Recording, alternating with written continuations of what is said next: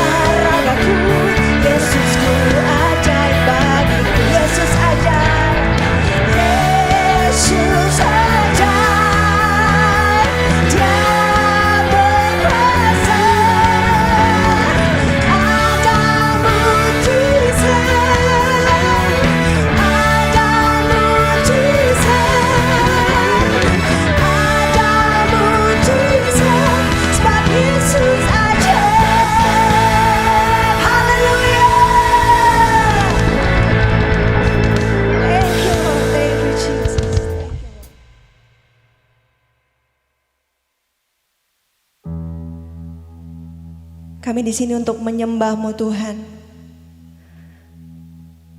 untuk menyenangkan-Mu Tuhan dengan nyanyian kami. Biarlah setiap pujian dan penyembahan kami menyenangkan hati-Mu Tuhan. Manis Engkau dengar Tuhan. Yes Lord, yes Lord. Inilah yang kurenungkan Tuhan. Yes Lord. Inilah yang kurenungkan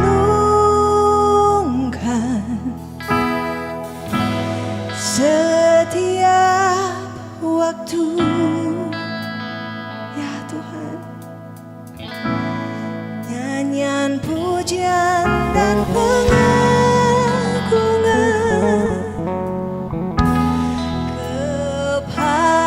kepadamu. Bila manis kau dengar, bila manis kau dengar Tuhan, manis kau dengar Tuhan, dan hatiku bersuka karenamu. Dari awal kita sama-sama nyanyikan ya. Ya Tuhanku, aku hendak bernyanyi bagimu selama ku hidup. Ya Allahku, aku hendak bermazmur bagimu selagi ku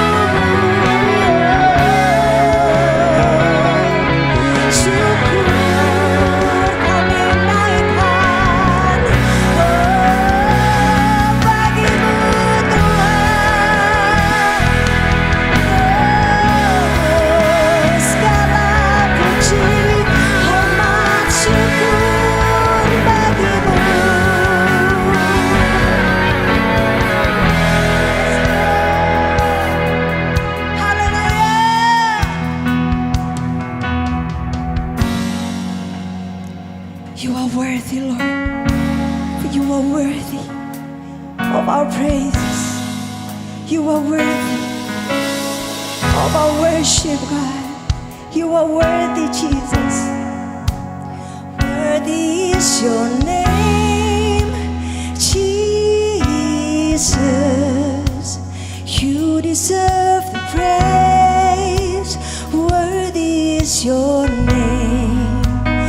Worthy is your name, Jesus.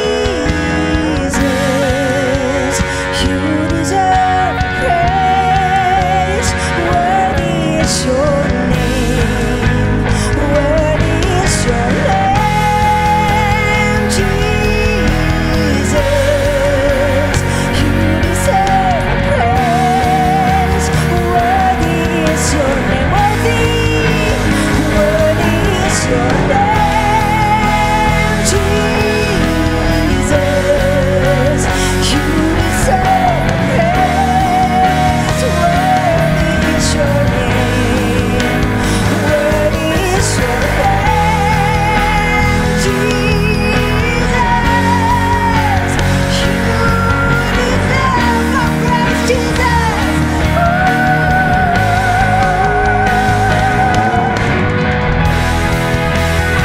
Yes, Lord. You are worthy. You are worthy, God. You are worthy of our praise. You are worthy of our worship, Jesus. Thank you, Jesus.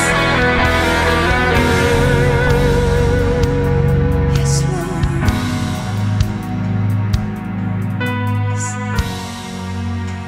Worthy is your name, Jesus. You deserve the praise. Worthy is your name. Worthy is your name, Jesus. You deserve the praise. Worthy is your name. Worthy is your name, Jesus. You deserve the praise. Worthy is your name. Worthy is your name, Jesus. You deserve the praise. Worthy is your name. Oh, thank you, Lord. Thank you, Jesus. Hallelujah. Thank you, Lord, for you are worthy. You are worthy, God. Amen.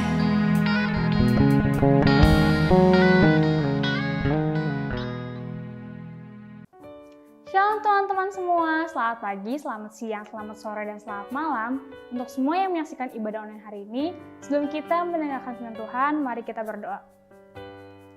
Tuhan, terima kasih karena hari ini kami masih bisa beribadah online. Sebentar kami akan mendengarkan firman-Mu.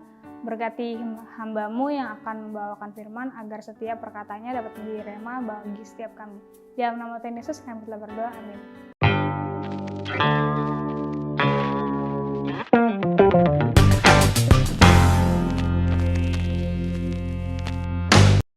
Shalom semuanya.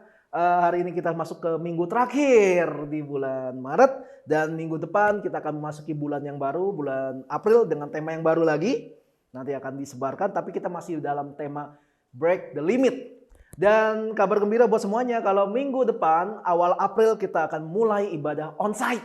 Jadi kita akan bertemu muka dengan muka, nggak cuma bertemu muka dengan Tuhan aja, tapi juga dengan sesama teman member di home ini.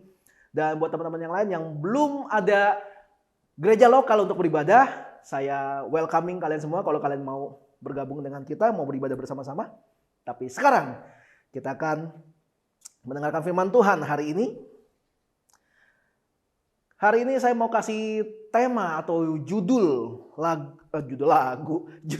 firman saya hari ini adalah menang atas diri sendiri. Menang atas diri sendiri. Kalau kita mengikuti sebuah pertandingan, kita mengikuti perlombaan, kita pasti punya tujuan untuk menang dong. Tidak ada orang yang mengikuti sebuah pertandingan supaya gua kalah gitu. Normalnya sih nggak ada ya, normalnya. Orang ikut tinju pasti supaya dia bisa menang tinju. Orang ikut lomba lari pasti supaya ikut menang lomba lari gitu ya. Orang ikut lomba baca Alkitab pasti supaya untuk kemuliaan nama Tuhan gitu ya. Agak aneh ketika lomba-lomba rohani dikaitkan dengan menang-menangan gitu ya. Nah, kalau kita ngomong siapakah musuh terbesar manusia? Musuh terbesar manusia bukan musuh kebuyutannya, bukan keluarganya, bukan teman-temannya atau orang-orang yang dia bilang jahat atau sebagainya. Bukan. Musuh terbesar dari manusia adalah dirinya sendiri. Nggak ada musuh yang lebih jahat, yang lebih ngerti dari dirinya, yang lebih paham tentang bagaimana cara dia berpikir selain dari dirinya sendiri. Banyak orang terkurung dalam pikiran yang salah, banyak orang yang terkurung dalam pemahaman yang salah, sehingga orang itu nggak pernah maju. Orang itu berhenti di sana saja, nggak bisa masuk dalam satu level kehidupan yang lebih baik lagi. Level kehidupan yang lebih baik yang saya maksud itu mungkin bukan soal kekayaan. Mungkin ada orang yang terkurung dalam pola pikir yang salah, tapi dia kaya secara materi. Tapi mungkin dia miskin secara damai sejahtera. Jadi kita bisa lihat tidak ada patokan yang pasti orang sukses itu seperti apa sih. Nggak ada patokan yang jelas. Yang kaya itu yang kayak gimana sih. Ada orang satu karyawan bercerita, enak si bapak itu mah jadi bos. Tinggal merintah-merintah aja. Kita nih yang disuruh-suruh terus, tenaganya dipakai terus. Udah kayak sapi perah gitu. Itu kalau karyawan ngomong. Tapi kalau kita tanya sama bosnya akan bilang gini, yang enak siapa? Yang enak yang karyawan lah. Kerja Senin sampai Jumat, 8 sampai jam 5. Habis itu tiap bulan terima gaji beres. Yang pusing nyariin customer, yang pusing nyariin prospek-prospek, itu kita. Kalau sampai jelek, kita yang kena semprot. Mereka mah enak, tinggal terima gaji doang. Loh, jadi yang enak siapa? Perbedaan pola pikir menyebabkan perbedaan juga pemahaman. Ada orang yang berstatus bos di kantor, dia mengetahui manajemen yang sangat baik untuk mengatur karyawan, dia mengetahui cara untuk membangun bisnisnya, membuat bisnisnya jadi sebuah kerajaan bisnis yang luar biasa. Dia bisa dan hebat mengatur karyawan-karyawannya yang mungkin jumlahnya sampai ribuan, tapi di rumahnya semuanya hancur berantakan. Dia bahkan tidak bisa mengatur anaknya sendiri. Dia bahkan tidak bisa mengatur istrinya sendiri. Ada juga orang-orang yang kalau di luar tuh dihormati di mana-mana. Kalau dia ngomong semua orang berlomba-lomba untuk duduk paling depan supaya dia bisa mendengarkan apa yang dikatakan oleh orang ini. Tapi begitu di rumah, orang ini sama sekali tidak dihormati, sama sekali tidak dihargai oleh anggota keluarganya. Lalu kalau dia Kristen dia akan bilang gini, ya sudahlah ya, kan ada tertulis tidak ada seorang pun nabi yang dihormati tempat asalnya. Iya, tapi kan Anda bukan nabi gitu ya. Ada juga orang yang hebat menasehati orang lain, hebat banget. Tapi dia sendiri tidak mampu mengaplikasikan nasihatnya itu kepada dirinya sendiri. Dulu banyak sekali orang yang menasehati saya supaya jangan merokok. Karena rokok itu nggak bagus, tapi dia menasehati saya dengan gaya atau dengan cara dia sendiri lagi ngerokok. Lu jangan ngerokok, ntar gede, ntar kayak gue nggak bisa lepas gitu. Ya itu kan sebuah kebodohan atau sebuah pembodohan. Akibatnya membuat orang, emang kenapa sih nggak boleh ngerokok? Jadi penasaran gitu. Kenapa? Karena yang ngomong aja masih ngerokok. Lu jangan judi, ntar susah lepas. Tapi dia sering masih main judi bola, ya judi kripto gitu ya. Kripto mungkin nggak salah, tapi orang yang nggak paham tentang kripto, coba-coba buat main kripto, ya itulah judi. Jadi hati-hati ketika kita mengikuti sebuah tren. Jadi akibatnya adalah orang-orang yang seperti ini, yang hebat di luar, tapi di dalamnya berantakan, akhirnya mereka hidup dengan menipu dirinya sendiri. Dia di luar kelihatan berjaya sekali, di luar kelihatan hebat sekali, kelihatan pintar sekali, kelihatan luar biasa sekali. Tapi sebenarnya dia sedang menipu dirinya. Dia sedang memberi makan egonya yang dia tidak bisa dapatkan di rumah. Di rumah anaknya kurang ajar sama dia. Di rumah istrinya tidak menghormati dia. Atau kalau dia perempuan di rumah suaminya memandang dia rendah. Kenapa? Ya karena dia mungkin di luar bagus, tapi dia tidak mengerti bagaimana cara dia mengatur dirinya ketika dia berada di rumah. Dia hanya hebat mengatur dirinya ketika dia ada di luar rumah. Makanya kenapa saya bilang orang seperti ini sedang menipu dirinya sendiri. Di rumah mentalnya dikuras habis karena perlakuan anggota keluarganya. Makanya dia mencari pengakuan di luar rumah.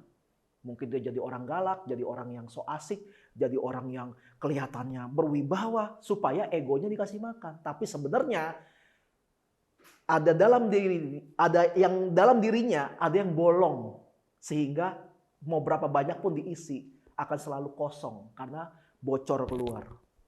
Memang harus diakui jauh lebih mudah mengatur orang lain daripada mengatur orang yang terdekat dengan kita. Harus diakui jauh lebih mudah mengatur orang yang tidak dekat dengan kita daripada mengatur orang yang dekat dengan kita. Saya bisa mudah mengatur anak-anak di sini gitu. Ada Novi di sini, ada Nesya di sini, ada Cindy di sini. Gampang saya ngaturnya. Tapi belum tentu segampang itu saya mengatur istri saya. Kenapa? Istri saya paling tahu saya ini kayak gimana. Dia tahu saya kalau khotbah depan sini di rumah dilakukan apa enggak. Kalau saya misalnya bilang sama istri saya, kamu tuh ya jadi istri seorang pendeta, harus punya jam doa. Lu sendiri aja bangun siang. Dia tahu, tapi kalau orang luar kan nggak ada yang tahu kan. Orang luar nggak ada yang tahu. Saya tinggal bilang, Nopi, kamu tiap bangun tidur jam 5, cari wajah Tuhan. Kayak saya nih, saya selalu cari wajah Tuhan, makanya saya bisa penuh dengan hikmat Tuhan. Dia mah nggak tahu apa-apa tentang saya. Dia mah, ya amin nggak amin aja udah. Kenapa? Karena dia nggak tahu hidup saya. Tapi orang yang mengerti hidup saya kayak istri saya nggak bisa ngeles kan. Kalau seandainya saya orang yang kasar, orang yang nggak mau dengerin, saya mungkin akan melakukan KDRT terhadap istri saya karena saya menganggap istri saya kurang ajar. Karena dia tidak menghormati saya kalau saya seorang yang keras dan nggak mau membuka diri. Itu yang akan saya lakukan. Tapi sampai hari ini yang saya lakukan ke dalam istri saya, yang saya perlakukan istri saya adalah saya melakukan KDRT. Kristus dalam rumah tangga. Jadi saya harus jadi contoh dulu, saya harus menelan banyak pil pahit dulu untuk bisa jadi figur yang benar di hadapan istri saya. Walaupun mungkin saya tidak sempurna, memang saya nggak sempurna, tapi setidaknya saya berusaha untuk itu semua. Sehingga ketika saya memberikan nasihat, dia nggak bisa balikin nasihat saya. Karena saya selalu memberi nasihat untuk sesuatu yang memang saya sendiri lakukan. Silakan tanya sama istri saya. Dan istri saya akan bersiap selesai dari ibadah ini bakal tanya, emang bener kayak gitu? Kok emang bener gitu ya? Kayak gitu. Makanya orang yang jauh dari kita lebih mudah kita atur daripada orang yang ada di dekat kita. Dan jauh lebih susah mengatur diri kita sendiri. Saya kalau bilang, ayo kita harus bangun jam doa gitu. Waduh, untuk bikin saya bangun tidur untuk berdoa juga susah. Tapi saya akan mudah kalau saya mau mengatur orang lain gitu. Kenapa? Karena nggak ada yang tahu saya, gitu ya. Saya tahu semua teknik dan rahasia bagaimana bisa diet dan enak dan hasilnya maksimal. Saya tahu teknik nge-gym, ngangkat beban yang bisa menghasilkan otot bicep itu jadi hasil baik, otot tricep bagus, otot sayap bagus, otot kaki semua bagus. Saya tahu semua caranya. Tapi kenapa badanku tak begini, gitu ya? Kenapa tidak seperti yang saya omongin? Karena saya tahu teorinya, tapi saya nggak pernah lakukan. Saya tahu, istri saya juga tahu kalau saya ngerti banget cara bentuk badan, cara tahu. Tapi dia bisa ngomong sama orang-orang setiap hari saya gimana. Ketika dia lagi workout di atas, saya di bawah lagi main komputer. Saya melatih otot-otot jari gitu ya. Sedangkan dia melatih badannya. Makanya kenapa badan dia sekarang jauh lebih baik daripada saya. Karena saya cuma berhenti sampai di teori. Sedangkan dia nggak banyak teori. Dia lakukan aja. Beda ya. Tapi kita lagi ngomongin firman Tuhan. Jadi itu bukan yang esensi. Jadi jangan terlalu bangga dulu ya istri saya. Ketika kita sulit melakukan sesuatu untuk membentuk diri kita. Sulit bukan berarti mustahil. Betul. Istri saya pernah dari dia baru mulai ngatur pola makan gitu dengan susu protein tertentu gitu ya. Dia bilang, wah bener loh dalam seminggu turun nih sekian gitu. Turun berapa kilo sekian, tapi begitu berhenti di satu limit berat badan tertentu, dia langsung frustasi. Kenapa? Enggak turun-turun lagi. Padahal dia udah melakukan semua metode yang ada, tapi enggak turun. Kenapa? Akhirnya dia jadi stres. Kok enggak turun ya? Apa yang salah ya? Apa yang salah ya gitu. Susah nurunin dari angka itu ke bawahnya lagi susah. Dia ngomong gitu kalau susah. Ya saya sebagai suami yang baik gitu kan, saya support. Ya sudah, jangan diet lagi. Ayo makan, ayo ada babi hong gitu ya, ayo ada siobak, ayo makan semua makan. Saya suami yang baik kan, saya suami yang baik gitu. Saya nggak mau lihat istri saya menderita gitu ya. Ya puji Tuhan dia tidak mengikuti saran saya. Dia tetap berjuang, dia walkout, makanya sekarang hasilnya dia bisa berbangga diri dengan bentuk badan yang setidaknya lebih baik daripada yang dulu. Saya juga senang gitu ya, intinya walaupun saya sempat menjadi malaikat maut sepertinya itu. Nah kalau kita lihat dalam firman Tuhan, dalam 1 Korintus pasal yang ke-9 ayat 25 sampai 27, firman Tuhan berkata, tiap-tiap orang yang turut mengambil bagian dalam pertandingan, menguasai dirinya dalam segala hal, mereka berbuat demikian untuk memperoleh suatu mahkota yang fana. Tetapi kita untuk memperoleh suatu mahkota yang abadi. Sebab itu aku tidak berlari tanpa tujuan, dan aku bukan petinju yang sembarangan saja memukul, tetapi aku melatih diriku, atau aku melatih tubuhku dan menguasainya seluruhnya, supaya sesudah memberitakan Injil kepada orang lain, jangan aku sendiri ditolak. Saya sering bilang gini, hal yang paling mengerikan sebagai orang Kristen adalah ketika kita merasa kita sudah melakukan banyak pelayanan untuk Tuhan, kita sudah banyak melakukan kegiatan untuk Tuhan, tapi ketika Tuhan Yesus datang kedua kalinya dan kita masuk dalam penghakiman, kita malah ditolak oleh Tuhan. Tuhan bilang dia nggak kenal kita. Lalu jadi selama ini kita melakukan apa? Yaitu kita sedang melakukan aksi menipu diri sendiri. Kita tahu ini salah, tapi kita masih lakukan. Tapi sambil pelayanan. Pelayanan yang rajin, tapi hidupnya nggak pernah berubah. Makanya perlu ditanyakan ketika kita mengaku sudah bertahun-tahun jadi Kristen, bertahun-tahun ikut Tuhan, tapi hidupmu nggak berubah, pola pikirmu nggak berubah, cara kamu berkata-kata nggak berubah, respon kamu nggak berubah, tetap nyebelin dari dulu, sekarang, dan nggak tahu sampai kapan. Itu yang harus ditanyakan. Dalam konseling yang pernah saya jalani, ada orang-orang yang berpendapat gini sama saya. Ko Firdy mah enak, nggak pernah ngalamin sih yang saya alamin. Jadi Ko Firdy itu nggak tahu rasanya kayak gimana Ko Firdy. Sambil nangis, saya sambil makan keripik gitu, dengerin dia ngomong gitu ya. Mereka pikir saya mudah gitu nasihati mereka karena saya nggak pernah mengalami yang mereka alami. Mereka pikir saya nggak punya empati terhadap masalah yang mereka hadapi. Padahal beberapa jenis masalah kehidupan udah pernah saya jalanin dan udah pernah saya lalui. Dia nggak tahu aja. Dia ngelihat saya yang sekarang. Pokoknya saya dalam satu kurun waktu, dalam tiap 10 menit, ada aja bercandanya gitu ya. Mau gimana emang saya begitu. Tapi saya udah pernah melalui beberapa masalah kehidupan. Depresi sudah pernah saya lewatin. Stres berkepanjangan sudah pernah saya lewatin. Pikiran untuk melakukan bunuh diri saya udah pernah lakuin. Keluarga hancur. Saya pernah ditolak oleh keluarga dan komunitas gereja. Pernah saya. Saya pernah frustasi. Saya pernah gambar dirinya saya itu rusak. Sampai saya nggak paham lagi untuk apa ke gereja selama ini. Untuk apa saya pelayanan selama ini. Saya pernah hidup dalam perputaran dosa yang sama. Muter terus di sana. Nggak pernah keluar. Tapi tetap pelayanan. Tapi di dosa yang sama saya muter terus. Dan lain-lain. Orang melihat saya yang sekarang itu tanpa mau tahu. Dulu itu saya sudah melalui apa aja. Bertahun-tahun yang lalu saya udah pernah lewatin apa aja. Masa-masa kelam yang seperti apa yang pernah saya lewati. Sampai hari ini saya bisa jadi seperti yang sekarang. Kebanyakan di antaranya saya melalui semua masalah hidup itu sendirian. Nggak ada yang bantuin saya keluar. Ya mungkin saya salah seorang yang langka gitu kalau saya bisa dibebaskan dari masalah beban mental dan beban hidup seperti itu tanpa bantuan komunitas gereja.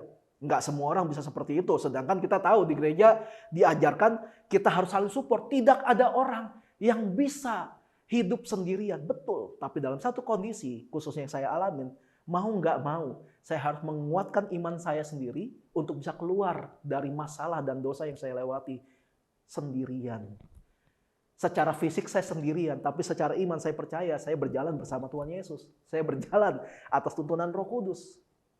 Kalau kalian masih punya teman yang bisa diajak untuk curhat, cerita-cerita tentang masalah kalian, bersyukurlah, itu anugerah. Anugerah yang mungkin saya belum pernah terima dulu, tapi sekarang saya punya orang-orang yang bisa saya percaya untuk saya bagi cerita, untuk saya bagi hidup. Tapi saya percaya ada rencana Tuhan, kenapa saya dibiarkan seperti itu. Mungkin supaya saya semakin selalu kuat ketika menghadapi masalah yang lebih berat. Apa yang jadi respon saya ketika orang yang lagi konseling itu bilang seperti itu. Bilang kalau saya nggak ngerti mereka karena saya nggak pernah mengalami apa yang mereka alami. Saya biarin aja mereka berpikir seperti itu. Saya dengerin aja. Karena memang orang-orang yang terikat dengan beban hidup semacam itu, dengan depresi, frustasi, stres, broken home, gambar diri yang rusak, mereka-mereka seperti itu, mereka memang selalu merasa tidak ada yang hidupnya lebih kasihan daripada hidup dia. Orang-orang yang punya masalah hidup seperti itu memang seperti itu. Mereka kan ngebandingin, lu mah enak, lu cuma kayak gitu. Nih gue nih gitu. Kalau kita adu-aduan, gak bakalan pernah selesai masalahnya. Makanya saya mengerti itu. Saya pun dulu itu berpikir seperti itu ketika saya masih terikat dalam masalah depresi dan teman-temannya itu. Itu yang saya lakukan, saya dengerin aja mereka ngomong apa. Untuk kalian yang mungkin pernah atau akan berhadapan dengan orang-orang yang memiliki beban hidup seperti ini, jangan pernah memberi solusi sebelum waktunya. Apalagi kalau kalian nggak pernah menghadapi apa yang pernah mereka hadapi. Biarkan mereka bercerita sampai selesai, dengerin sampai capek kuping lo. Karena orang-orang seperti ini memang hanya ingin buang sampah. Sampah di hidupnya. Saya dan istri sering bilang begini, kami ini pelayanannya ada pelayanan tong sampah. Banyak orang datang ke kita buat buang sampah. Mereka cerita masalah pekerjaannya, mereka cerita masalah keluarganya, kadang-kadang mereka cerita masalah sekolahnya dan sebagainya, kadang-kadang mereka cerita nggak tahu cerita apa begitu, pokoknya cerita aja gitu. Mereka nggak cari solusi, mereka cuma lagi pengen buang sampah. Nah itu yang kita lakukan sampai hari ini. Jadi tong sampah, itu pelayanan kita. Nggak semua orang yang bercerita sama kita butuh solusi, kadang-kadang mereka tahu solusinya, tapi mereka hanya butuh satu tempat untuk bisa berbagi beban. Tapi teman-teman yang sudah serius mengikut Tuhan, bahkan sudah pelayanan kemana-mana, yang masih struggle dengan persoalan batinnya seperti ini, demikian firman Tuhan. Latihlah tubuhmu dan kuasai sepenuhnya.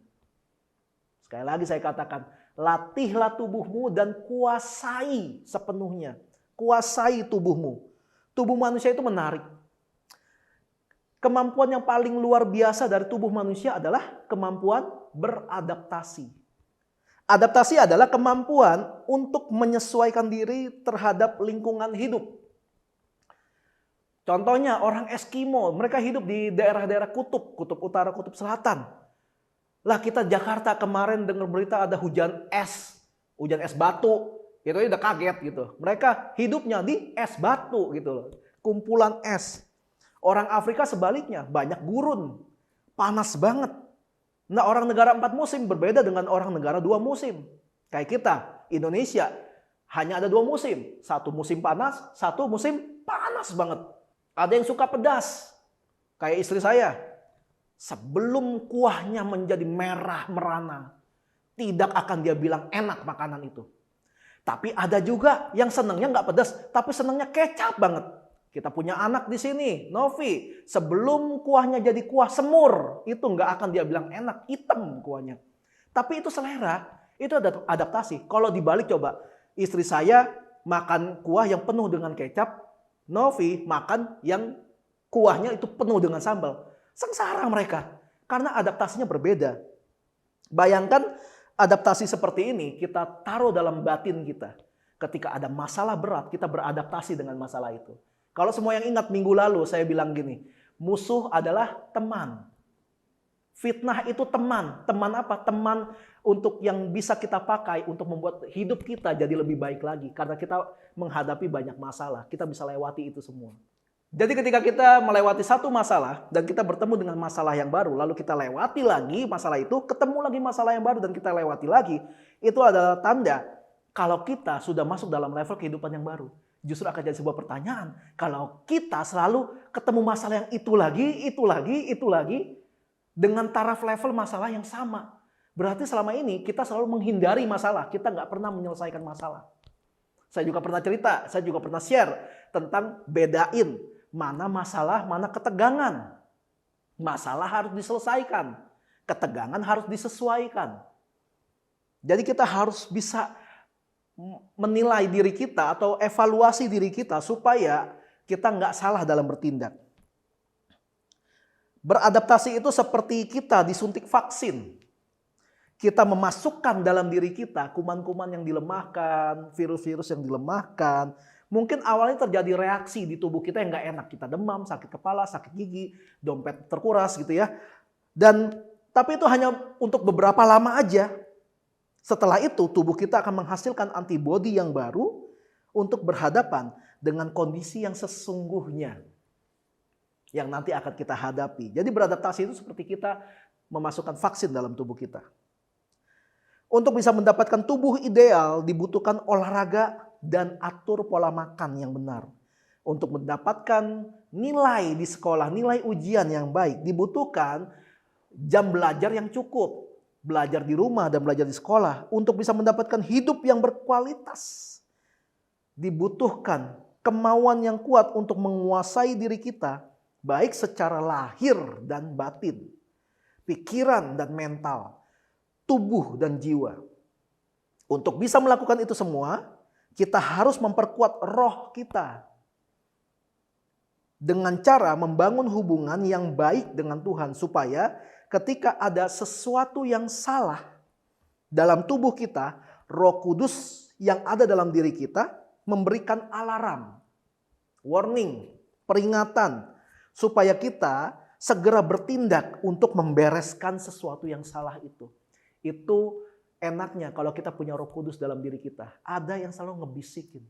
Beberapa kali kami bisa ditolong oleh Roh Kudus ketika kita mau ngambil keputusan. Kayaknya kita jangan deh. Kayak kita gini deh. Kayaknya ada sesuatu yang menegur dari dalam. Itulah fungsi Roh Kudus. Melatih diri itu bukan hanya butuh niat. Gue pengen nih kurus. Pengen, tapi gak pernah jalan. Enggak. Melatih diri itu tidak hanya butuh niat, tapi juga komitmen. Komitmen itu walaupun capek, walaupun berat, walaupun sulit, tetap dilakukan. Itu komitmen. Komitmen untuk jadi pribadi yang lebih baik. Komitmen yang walaupun harus melanggar prinsip hidup kita demi kualitas hidup yang lebih baik, baik hidup untuk diri sendiri dan juga hidup bersama orang lain. Dibutuhkan komitmen. Kualitas hidup yang buruk terjadi kebanyakan karena rasa egois yang terlalu tinggi. Merasa diri lebih benar daripada orang lain. Merasa diri lebih susah daripada orang lain. Merasa tidak ada yang bisa mengerti dirinya. Egois banget. Semuanya selalu patokannya diri dia. Lu mah gak ada apa-apanya, gua nih. Mending kalau adu kekayaannya, alah lu pas gitu gua dong. Ada proud gitu loh. Tapi kelemahan kok dibanggain sih? Aduh lu mah cuma ditinggal bapak lu doang. Aduh gua nih bapak, emak, kakek, nenek, kakak, adik gitu. Dari kecil udah yatim piatu gitu maksudnya. Ngapain banggain sesuatu yang seperti itu? Ketika ada yang masuk dalam hidup kita dan berusaha untuk memperbaiki hidup kita, kenapa kita tolak? Semua berpusat pada diri sendiri, kemudian berakibat self-pityness, mengasihani diri sendiri. Gak ada deh yang bisa ngertiin gue deh, gak ada lah, udahlah. Gue mendingan, aduh jauh-jauh deh, aduh Holy Wing mana Holy Wing, gue pengen ajep-ajep gitu ya. Biar gue bisa fly gitu, gue bisa lupain itu semua. Iya lu lupain di sana, ketika keluar dari sana, balik lagi masa lalu gak selesai, lu cuma kabur dari masalah. Akhirnya lu selalu mengasihani diri lu untuk seterusnya, sampai gak tahu kapan, sampai lu bertobat harusnya. Makanya kenapa banyak orang sulit untuk lepas dari masalah hidupnya. Sulit lepas dari masalah pekerjaan. Sulit lepas dari masalah rumah tangga. Sulit lepas dari masalah dengan sesama. Karena mengasihani diri sendiri terus. Pusatnya ke diri sendiri terus. Sehingga Roh Kudus juga gak bisa bekerja. Ditutupin. Roh Kudus ada dalam mungkin. Tapi dipagerin, digembok, gitu, dikunci, dimasukin kotak. Digeletakin dalam sudut-sudut yang paling dalam. Karena terlalu mengasihani diri sendiri. Berkorbanlah sedikit untuk orang lain supaya kita pun yang merasa diri paling kasihan ini bisa merasakan apa yang dirasakan oleh orang lain.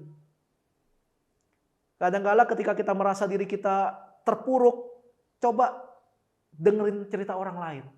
Jangan-jangan ada orang lain yang lebih terpuruk dari kita hidupnya. Dan kita akan melihat ternyata gue masih dikasih blessing sama Tuhan. Gue tidak mengalami sampai separah dia. Tapi bukan berarti kita syukur-syukurin dia. Enggak. Tapi percayalah, ketika kita merasa diri kita sedang dalam keadaan yang buruk, ada yang jauh lebih buruk dari kita. Kalau kita masih bisa mikir, ntar abis ini kita makan apa ya? Gitu. Masih ada yang berpikir, abis ini kita bisa makan nggak ya? Ada orang yang mikir, besok bangun tidur gue pengen jogging. Tapi ada juga orang mikir, besok gue masih bisa bangun nggak?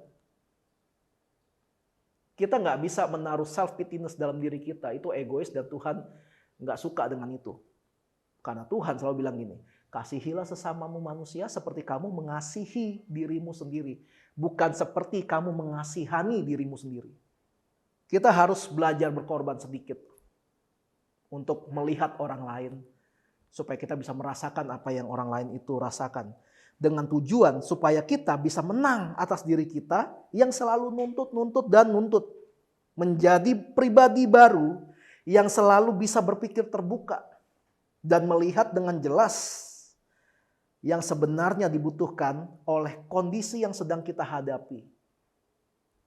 Apapun keadaannya, mau dalam keadaan senang atau enggak senang, susah atau gimana kayak, kita harus tetap bisa berpikiran terbuka supaya kita bisa tetap melihat dengan luas dan melihat dengan jelas apa yang sebenarnya sedang dibutuhkan oleh kondisi kita. Latihlah tubuhmu dan kuasai sepenuhnya supaya jangan sampai tubuh kita dikuasai oleh hal yang salah. Jangan biarkan tubuhmu dikuasai dengan macam-macam penderitaan. Jangan biarkan tubuhmu dikuasai dengan banyak rasa kasihan terhadap diri sendiri. Biarlah tubuhmu dikuasai oleh pemikiran orang-orang yang merdeka. Merdeka dari depresi, merdeka dari stres, merdeka dari frustasi, merdeka dari gambar diri yang salah atau gambar diri yang rusak. Biarlah dirimu dikuasai sepenuhnya oleh Roh Kudus. Dialah yang mengajarkan kita segala sesuatu, mengingatkan kita atas semua firman Tuhan yang pernah kita baca. Itu Roh Kudus yang ada dalam diri kita. Supaya kemanapun kita pergi, dimanapun kita berada, dengan siapa kita berinteraksi, selesai dari sana kita meninggalkan damai sejahtera di tempat itu. Sehingga tempat itu atau orang itu hidupnya tidak akan sama lagi dengan tinggal pemikiran yang salah. Akhirnya hidupnya diubahkan karena selama ini orang hanya butuh damai sejahtera. Hal yang hilang dari hidup kita ketika kita hidup dalam keterpurukan adalah hilangnya damai sejahtera. Damai sejahtera itu modal awal untuk kita bisa menjalani hidup kita, hari-hari kita dengan semangat, dengan antusias, dengan bahagia walaupun ada masalahnya. Disitulah kekuatan damai sejahtera dibutuhkan. Untuk itulah kita dipanggil oleh Tuhan. Untuk jadi perpanjangan tangan Tuhan. Untuk memberitakan kebenaran yang memerdekakan bagi setiap orang yang membutuhkan. Tapi sebelum kita melakukan itu, sebelum kita menerima panggilan itu, lakukan dulu hal ini. Latihlah dirimu dan kuasailah sepenuhnya. Kita bisa memenangkan banyak rintangan dalam hidup kita kalau kita sudah bisa menang atas diri sendiri. Amin. Mari kita mempersiapkan diri untuk perjamuan kudus. Mari kita angkat roti di tangan kanan kita. Demikian firman Tuhan. Sebab apa yang telah kuteruskan kepadamu telah aku terima dari Tuhan, yaitu bahwa Tuhan Yesus pada waktu ia diserahkan, ia mengambil roti dan sudah itu ia mengucap syukur atasnya. Ia memecah-mecahkannya dan berkata, inilah tubuhku yang diserahkan bagi kamu, perbuatlah ini menjadi peringatan akan aku. Yang percaya kalau roti di tangan kita ini adalah lambang persekutuan kita dengan tubuh Kristus, kita makan dalam nama Tuhan Yesus. Mari kita mempersiapkan anggur di tangan kanan kita. Demikian juga ia mengambil cawan sesudah makan lalu berkata, cawan ini adalah perjanjian baru yang dimateraikan oleh darahku. Perbuatlah ini setiap kali kamu meminumnya menjadi peringatan akan aku. Yang percaya kalau anggur di tangan kanan kita ini adalah lambang persekutuan kita dengan darah Kristus, kita minum dalam nama Tuhan Yesus.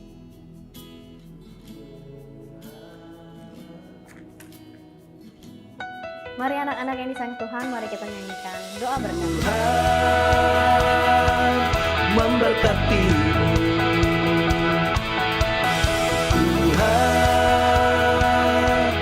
melindungimu.